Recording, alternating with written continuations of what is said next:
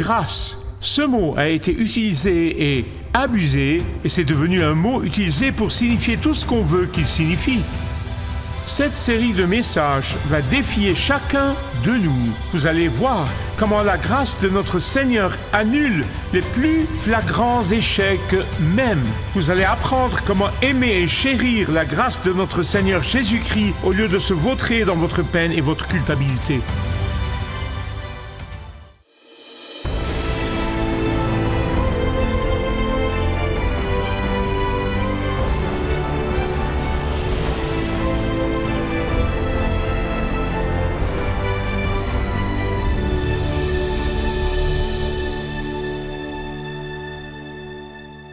Écoutez cette histoire.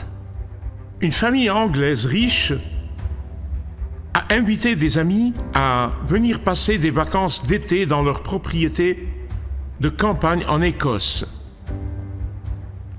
Lorsque les enfants sont allés au lac local pour nager, un garçon est allé là où c'est profond et il a commencé à se noyer.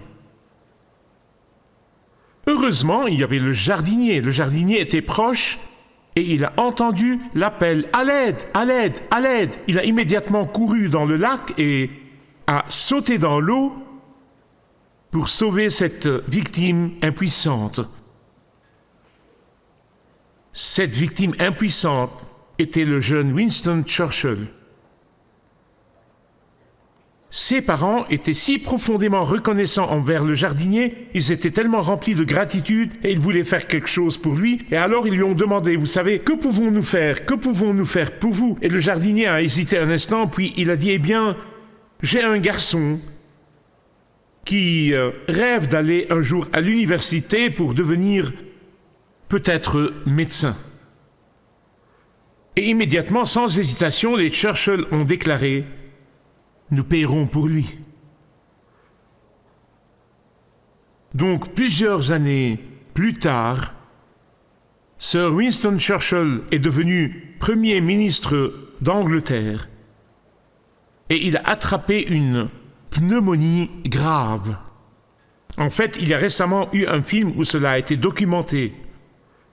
Le roi, le père de la reine Élisabeth, aimait vraiment Winston Churchill et se souciait profondément de lui. Il se préoccupait de sa santé. Il a donc lancé un appel pour trouver le meilleur spécialiste du pays, quelqu'un qui puisse vraiment venir aider le premier ministre malade.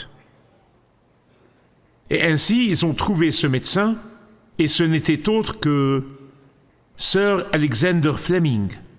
L'homme qui, entre autres, a découvert la pénicilline, le soufre et tout ça. Le docteur Alexander Fleming n'était autre que le fils du jardinier qui a sauvé la vie de Winston Churchill plusieurs années auparavant. C'est peut-être une coïncidence. Il y a peut-être une autre situation comme celle-ci que vous connaissez probablement, mais elle illustre le principe biblique de la semence et de la récolte. Mais avant de continuer, nous aborderons cet épisode de la vie de Jacob. Nous avons commencé cette série de messages de la vie de Jacob. Nous l'avons intitulé « La peur trompe, mais la grâce libère ou nous libère ». Mais avant d'arriver là, je veux vous dire que dans le Nouveau Testament, parce qu'il y a une distinction, mais dans le Nouveau Testament, lorsque vous venez à Jésus-Christ en vous abandonnant à lui et en le recevant comme l'unique sauveur et Seigneur de votre vie, tous vos péchés, passés, présents et futurs, tous les péchés sont couverts par le sang de Jésus-Christ et sont pardonnés. Amen.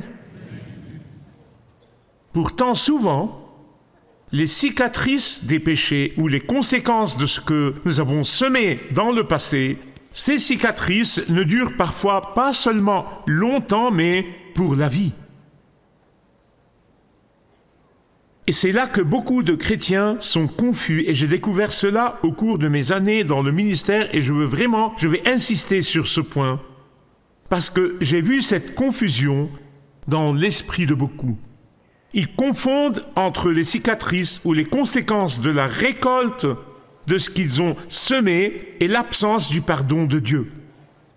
Ils confondent entre ce qu'ils récoltent grâce à ce qu'ils ont semé et l'absence de l'amour de la part de Dieu. Et ils disent, si Dieu m'a vraiment pardonné, pourquoi est-ce que je porte ces cicatrices? Ce serait comme un petit garçon à qui ses parents disent à plusieurs reprises, ne touche pas au poil, ne touche pas au poil, ne touche pas au poil, ne touche pas au poil. Mais ensuite, il décide d'essayer et de le faire lui-même. Et il se brûle. Et les voilà assis dans l'ambulance, emmenant leur fils à l'hôpital. Et le garçon dit, « Maman, papa, je suis désolé, pardonnez-moi. » Qu'est-ce qu'ils feront? Bien sûr, ils lui pardonneront, non? Peuvent-ils enlever les cicatrices? Probablement pas. Je dis tout cela pour vous supplier, je vous implore que vous regardiez ou que vous soyez ici dans ce sanctuaire, ne confondez pas entre les cicatrices ou la récolte naturelle de ce qui a été semé et l'amour et le pardon de Dieu et la grâce de Dieu qui est disponible pour ses enfants. Je veux vous défier aujourd'hui, je veux vous mettre au défi de faire quelque chose, et c'est ceci. À chaque fois que vous voyez les cicatrices dans votre vie, les cicatrices de la récolte de tout ce qui a été semé, souvenez-vous de l'amour de Dieu et du pardon de Dieu et de la grâce suprême de Dieu. Amen. Dans cette partie de la vie de Jacob, nous voyons que le trompeur est trompé. N'est-ce pas incroyable? C'est probable qu'un prédicateur plus romantique que moi, même si je pense que je suis assez romantique, n'est-ce pas? Je veux dire, je pense qu'un prédicateur plus romantique se concentrerait simplement sur l'histoire d'amour entre Rachel et Jacob. Eh bien, je vais y arriver, mais je ne vais pas me concentrer là-dessus. Et c'est vraiment une grande histoire d'amour. C'est une histoire d'amour épique. C'est une histoire incroyable. Vous voyez, aujourd'hui, Jacob atteint sa destination. Nous avons vu sur une carte comment, après 2 jours de marche, il est allé de Beersheba, qui aujourd'hui est Gaza, et il est arrivé à Bethel. Et là, il a eu une vision de Dieu. Il a construit un autel, puis il a continué sa marche vers Charan. C'est aujourd'hui le sud de l'Irak. Après la solitude, la douleur et la souffrance dans le désert, tout seul pendant la nuit et pendant la journée, il est arrivé chez son oncle. Après avoir reçu une grande vision du Seigneur, une grande révélation du Seigneur, selon laquelle lui et sa postérité seront la lignée par laquelle le Messie viendra, il a eu une vision de Jésus avant l'incarnation au sommet de l'escalier qui monte au ciel, à Bethel. Maintenant, il était chez lui, loin de sa maison.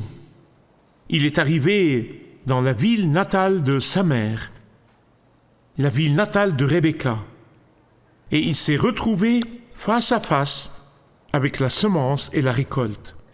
Laissez-moi vous le répéter. Je fais une distinction entre la grâce de Dieu qui prévaut et les conséquences du péché. Maintenant, je le répète, j'insiste là-dessus parce que je l'ai vu dans mon expérience personnelle en parlant aux gens et en exerçant mon ministère avec eux. Certains croyants sont peut-être chrétiens depuis des années et pourtant ils continuent à vivre avec une fausse culpabilité. Et la fausse culpabilité est très différente de la conviction. Lorsque nous sommes convaincus du péché, nous nous repentons et nous nous tournons vers le Seigneur et nous recevons son pardon quotidiennement. Mais la fausse culpabilité est différente. Et ceux qui remplissent leur esprit de fausse culpabilité cessent de croître en le Seigneur et cessent de porter du fruit pour le royaume de Dieu. Pourquoi? Parce qu'ils ne peuvent pas faire la distinction entre la grâce de Dieu et les conséquences de leur péché. Parce qu'ils ne peuvent pas faire la distinction entre le pardon de Dieu et les cicatrices persistantes. Parce qu'ils ne comprennent pas ou ne veulent pas comprendre que sur la croix, tous nos péchés sont pardonnés, quelles que soient les cicatrices. Ainsi, quand Jacob est arrivé à Charan et a vu sa cousine Rachel, mon Dieu, il est tombé amoureux. Vous voyez, pour Jacob, Rachel, c'était le coup de foudre. Mon Dieu, je veux dire, pauvre vieux Jacob, il est tombé complètement amoureux. Je veux dire, il est tombé éperdument amoureux de Rachel. Il a même essayé de montrer une force surhumaine. Normalement, cette pierre au-dessus de ce puits, il fallait plusieurs hommes pour la déplacer, mais il allait se pavaner, alors il y est allé et l'a retirée tout seul. Il s'est probablement fait vraiment mal. Jacob, son amour pour Rachel le rendait irrationnel, mais aussi le rendait irrationnellement patient. Irrationnellement patient. Je vais vous expliquer cela. Pauvre Jacob ferait tout ce qu'il faut, y compris 14 ans de travaux forcés. Maintenant, ne manquez pas le verset suivant. Il est très important. C'est, mes amis bien-aimés, ce que vous appelez du marchandage au Moyen-Orient ou une négociation à son apogée. Jacob voulait tellement cette fille qu'il était prêt à tout pour l'épouser. Oh, mais écoutez, oncle Laban était un homme rusé, le père de la famille, vous voyez, il l'a senti, il l'a vu dans ses yeux, je veux dire, il a pu le sentir, il a pu voir cet amour incroyable et il l'a exploité au maximum possible. À l'époque, c'était commun pour un invité de pouvoir venir séjourner 3 ou 4 jours maximum en tant qu'invité, puis de repartir. En fait, c'était comme ça dans l'Angleterre médiévale, vous voyez. Si quelqu'un reste plus de 4 jours en tant qu'invité, on reste de glace avec lui. Et c'est de là que nous obtenons l'expression « rester de glace ». C'est de là, lorsque l'on reste de glace avec vous, vous feriez mieux de prendre vos affaires et de partir. Et donc, il était prêt à travailler autant qu'il le fallait. Mais cet oncle manipulateur, verset 15, il a dit « Eh bien, ce n'est pas parce que tu es mon neveu que je ne devrais pas te payer quelque chose pour ton travail. » Attention, c'est une négociation, c'est du marchandage dans un bazar. Écoutez, mes chers amis, c'est ce qu'on peut vraiment appeler l'art des affaires. C'est vraiment l'art des affaires. Regardez ce qui se passe ensuite. Et s'il vous plaît, n'hésitez pas à comparer cela avec la culture de la gratification instantanée dans laquelle nous vivons. Jacob a déclaré « Je serai prêt à travailler pendant 7 ans pour avoir le privilège d'épouser ta plus jeune fille, Rachel. » Il pensait probablement que, comme dans la coutume de ces temps, cela était excessif. Normalement, ce serait 1 an ou 2. Et il espérait probablement que son oncle dirait « Oh, c'est trop, 1 ou 2 ans suffiront. » Mais malheureusement, son oncle rusé Laban a pris cette offre. Regardez le verset 20. Voici ce que vous pouvez souligner dans votre Bible. Les 7 ans lui parurent comme quelques jours parce qu'il aimait Rachel. N'est-ce pas merveilleux? Écoutez-moi. Il n'y a rien de mieux que de faire en sorte que votre femme se sente valorisée, chérie et appréciée. Maintenant, Marie, de nouveau, je veux vous parler en tant que mari et homme. Maintenant, épouse, vous pouvez écouter, mais pas de coude, s'il vous plaît.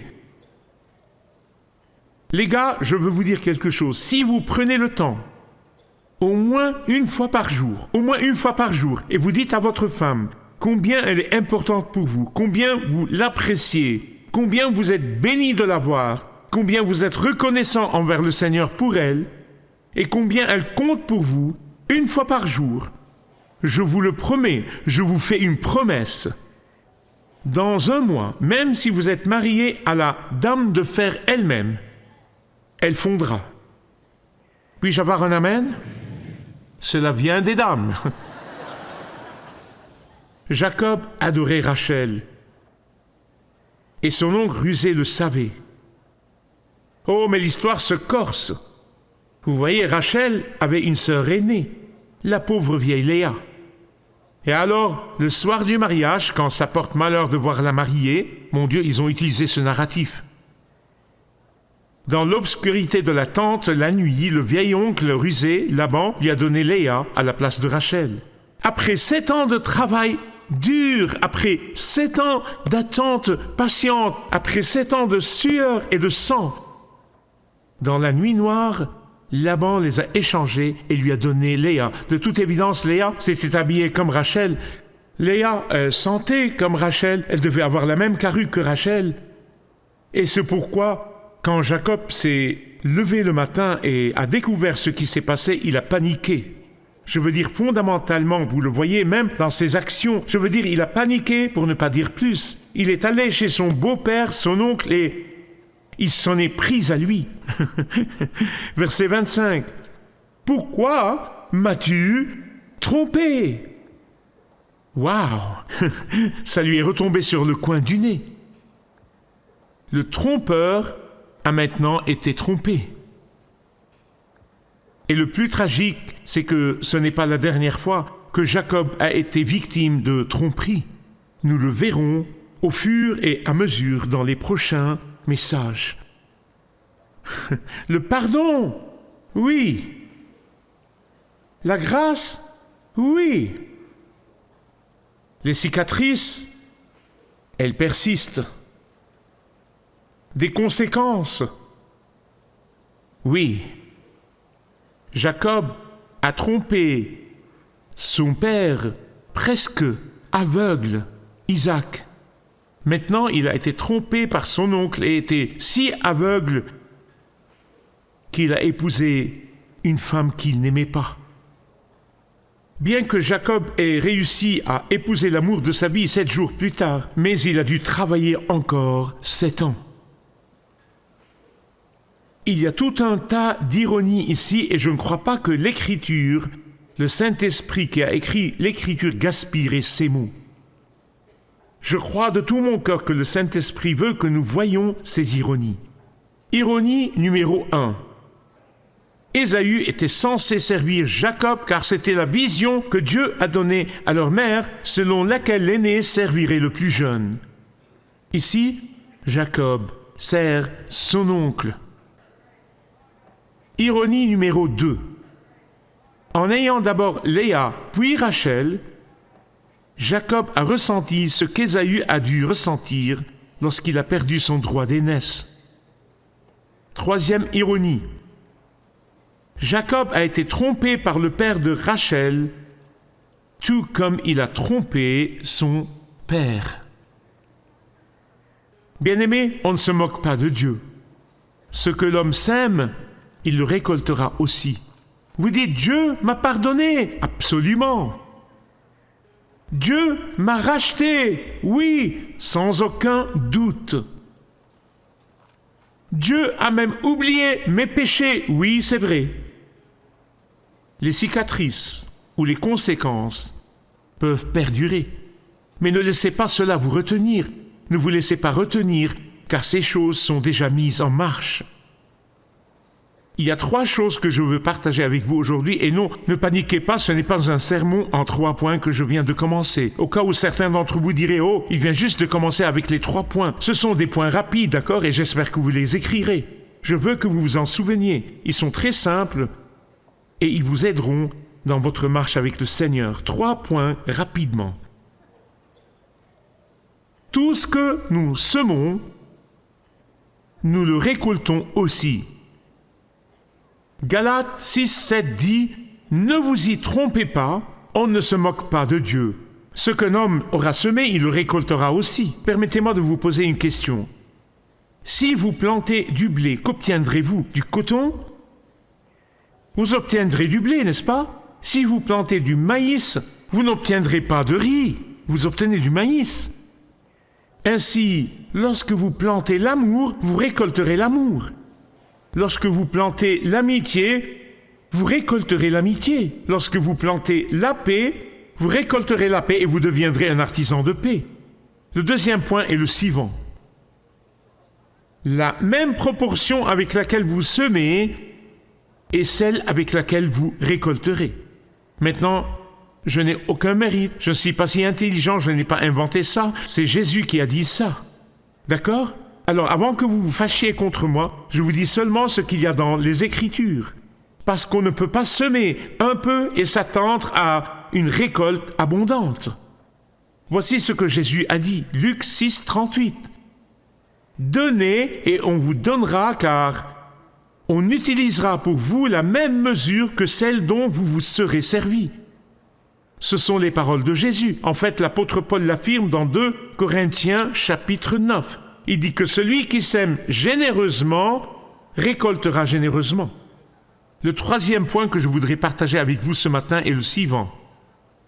Peu importe le temps qu'il faut, quel que soit le retard, peu importe le nombre de mauvaises récoltes que vous pourriez rencontrer en cours de route, si vous continuez à semer régulièrement au temps convenable, vous obtiendrez une récolte. Alors laissez-moi vous demander, avez-vous prié pour quelque chose pendant si longtemps et vous n'avez pas encore reçu de réponse? Continuez à planter, continuez à prier, continuez à semer, à intercéder. Au bon moment, dites-le avec moi, avez-vous été fidèle au Seigneur et donné fidèlement de vous-même, mais vous n'avez pas encore vu la récolte abondante? N'abandonnez pas, n'osez pas abandonner. Continuez à planter, continuez à prier parce que la moisson approche. C'est une question de temps. Tout comme pour semer et récolter.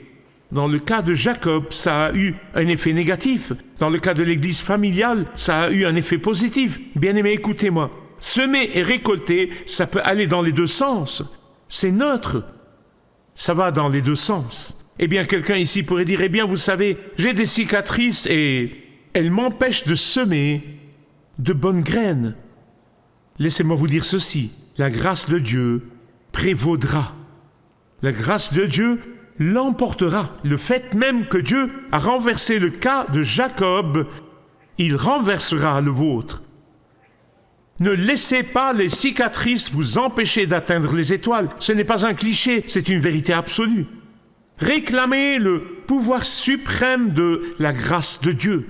N'oubliez jamais que la grâce suprême de Dieu peut écrire son dessein droit avec un crayon tordu, que sa grâce peut prendre un instrument tordu et l'utiliser avec puissance. La grâce de Dieu est plus puissante que toutes vos cicatrices passées. La grâce de Dieu peut polir le diamant le plus brut. La grâce de Dieu peut appeler les indignes. La grâce de Dieu peut aimer ceux qu'on ne peut pas aimer. La grâce de Dieu utilise l'inutilisable. La grâce de Dieu peut faire briller l'or le plus terne. La grâce de Dieu est plus que merveilleuse.